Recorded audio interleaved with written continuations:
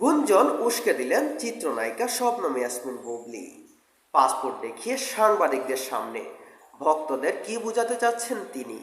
তাহলে কি আবারও শাকিব খানকে নিয়ে আমেরিকার উদ্দেশ্যে রওনা দিতে যাচ্ছেন চিত্রনায়িকা শবনম বুবলি? মা হতে যাচ্ছেন ঢাকা সিনেমার নায়িকা বুবলি। শাকিব খান ও বুবলির ঘরে আসছে দ্বিতীয় সন্তান। শুধু তাই নয়, সন্তান জন্ম দিতে এই মাসে নাকি উড়াল দেবেন যুক্তরাষ্ট্রে।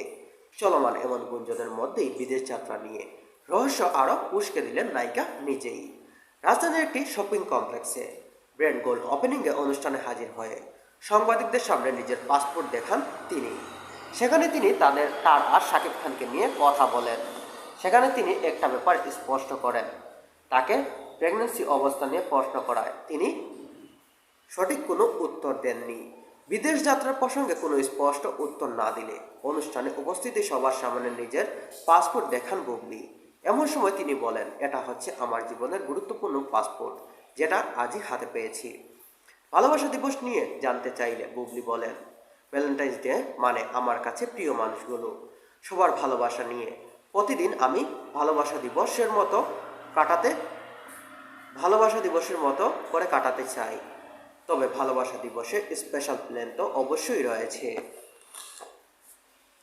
এর আগে গত বছরের শেষের দিকে ছেলেকে নিয়ে শাকিব খানের সঙ্গে যুক্তরাষ্ট্রে দীর্ঘ ছুটি কাটালেন পর থেকেই বুবলির অন্তঃসত্ত্বার খবর গুঞ্জন ছড়িয়ে পড়ে। ছবি জঙ্গলে আলোচনায় চলছে 5 মাসের অন্তঃসত্ত্বা বুবলি। বুবলি দ্বিতীয় সন্তানের বাবা হচ্ছেন শাকিব খান, তবে এ বিষয়ে শাকিব খান এখনো কোনো আনুষ্ঠানিক মন্তব্য